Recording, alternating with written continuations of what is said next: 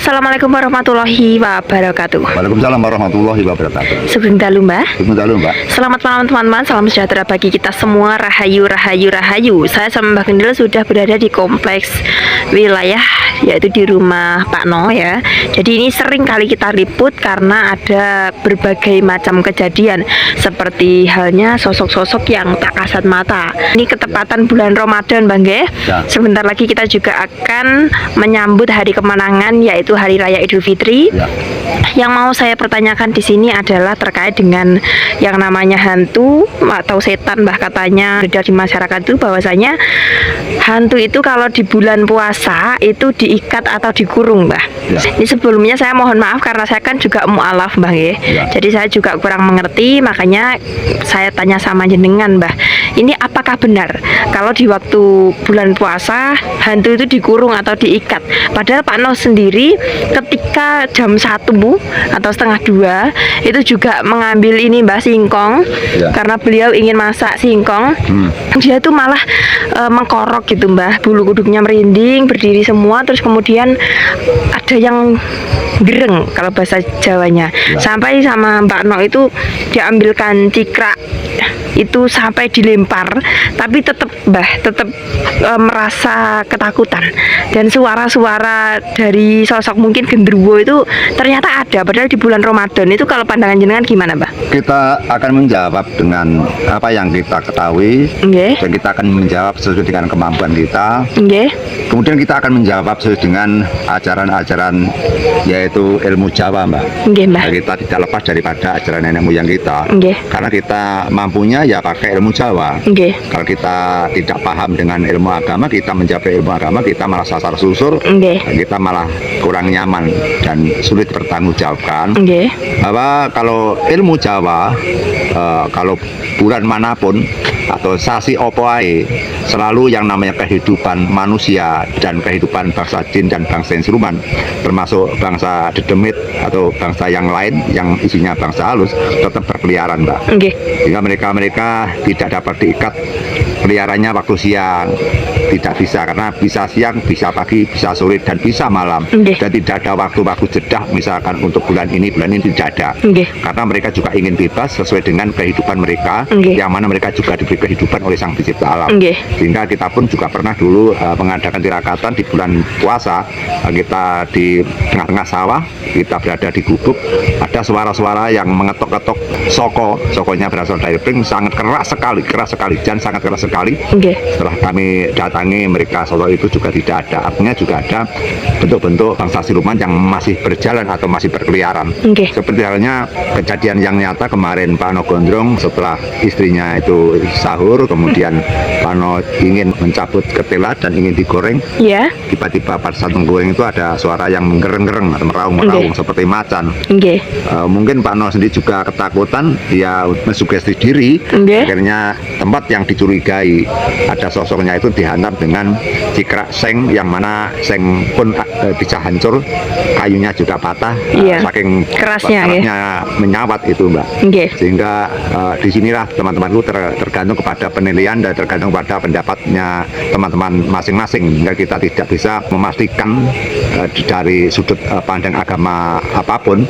Yang kita menjawab dengan apa yang kita ketahui, Nggih. apa yang kita miliki, yaitu ajaran daripada nenek moyang kita atau ajaran dari mbah-mbah saya. Nggih. Sehingga bangsa siluman akan berkeliaran tanpa ada waktu, tanpa ada jeda, baik itu bulan apa, sasi apa, atau mungkin hari apa, itu tidak ada. Pagi, siang, sore, malam mereka juga berkeliaran, cuma pembatasannya cuma mereka bangsa siluman itu mau wujud atau mau tidak. Nggih. Sehingga apabila tidak mau wujud, mereka mendekat saja, ada interaksi, tentu misalkan merinding, ada suara apa-apa, itu merupakan interaksi, Mbak, gesekan antara manusia dengan bangsa halus, antara medan negatif dan medan positif. Nggih. Hingga kita malam hari ini memang sengaja untuk mendatangi tempat ini karena kemarin juga ada genjatan yang Pak No ditakuti oleh bangsa hantu, Nggih. atau bangsa genderuwo, Mbak. Memang di bambu itu memang ada genderuwonya.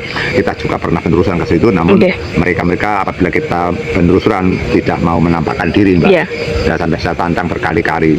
Nggih. Pernah kita obrak-abrik rumahnya mereka, namun setelah kita pulang ternyata rumahnya Pak No berbau bau darah-darah Iya. hingga mantunya hingga risih juga karena Nggih. baunya sangat menyengat sekali. Nggih. Namun memang mereka ingin hidup di sekitar rumah ini, ya kita biarkan saja, yang penting tidak mengganggu, Pak. Nggih, leres, Karena Mbah. semua makhluk hidup perlu kebebasan, perlu mereka hidup bersama-sama dengan rekannya dan keluarganya. Nggih. Hingga memang kita hidup berdampingan satu jagat tapi beraneka ragam bentuk makhluk hidup seperti semut, seperti apa itu kambing, sapi, kemudian kucing, hantu dan sebagainya, itu dalam satu wadah jagat raya ini, dan kita pakai bersama-sama karena mereka memang diciptakan oleh sang pencipta alam, sehingga kita tidak usah serakah Nggih. merasa ini tempat saya, merasa ini rumah saya, ini jagat saya, itu tidak usah, karena apabila kita sudah mati maka tempat ini kita tinggalkan. Nggih, leres, Mbah. Kemudian yang menempati anak kita mati, yang menempati cucu kita mati, mungkin dijual yang menempati orang lain. Nggih. Sehingga tidak ada kata-kata ini milik saya karena ini akan ganti-ganti pemilik atau ganti-ganti penguasa, Mbak. Nggih. Itu merupakan dari ajaran-ajaran agama yang menyatakan seperti itu. Yang kita jawab selama kita penelusuran, selama kita kecil sampai dewasa sampai tua ini juga pernah ditemui oleh sosok-sosok hantu, walaupun penampakannya tidak begitu jelas. Nggih. Tapi pernah kami pun juga tabrakan pundak itu. Nggih. Saya berjalan ke utara, mereka ke selatan, itu pernah bertatapan, Mbak. Nggih. Itu pernah. Hingga memang kalau kita sering malam-malam ke pelosok-pelosok, ke tempat-tempat yang sepi, itu misalnya 1 bulan 2 bulan tidak ketemu, 1 tahun tidak bisa ketemu, 10 tahun 20 tahun pasti ada kegiatan, pasti bisa bertemu, Mbak. Ya kita mencoba ke tempat-tempat yang sangat tinggi sekali, Iya. misalkan Rumah Sakit Bongkor, Rumah di Alas Purwo Banyuwangi, kemudian di gunung-gunung atau hutan-hutan belantara yang mana tidak dijamah orang, atau Iya. di pantai dan sebagainya. Lama-lama nanti pasti akan bertemu, dan Nggih. harus menantang-nantang, Mbak. Kalau kita tidak menantang, tidak hadir mereka. Nggih. Kalau diam saja ya nggak hadir. Nggih. Usahakan 1 orang, jangan banyak orang. Iya. Maksimal 2 orang. Hingga seperti itu, Mbak. Nggih. Ya, bagi saya mereka berkeliaran, mereka akan berpola bagaimanapun, biarkan saja karena mereka juga ingin kebebasan. Nggih. Kodrat ilahi atas ciptaan yang maha kuasa. Nggih.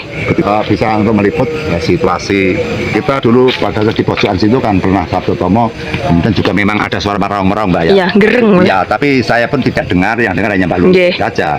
Dan pada waktu itu kan saya kan juga ketakutan, Mbah. Jadi Ya. saya diam saja. Andai kata Mbak Lulu bilang, langsung saya angkat kaki, Nggih. langsung saya kejar itu, Mbak. Nggih. Ya, kita memang senang kalau mereka mau menampakkan diri, karena kalau nanti kita bisa untuk meliput dan menyuting dan mereka bisa menampakkan diri, nanti yang nonton justru malah senang, Mbak. Nggih. Gitu loh. Malah itu yang kita cari ini, teman-teman. Ini memang areanya pesisir kali besar. Iya. Ya, kalau musim hujan ini sampai airnya meludak ke Nggih, meluap. rumah. Nggih. Ya. Iya, teman-teman. Jadi di mana, Mbak, ya letak di mana Pak No itu nyawat cikrak itu di mana, Ya, nggih? di sini kan apa itu ada tanaman tela. Tela, nggih, Ya, nggih. ya. Yang masih kecil-kecil itu.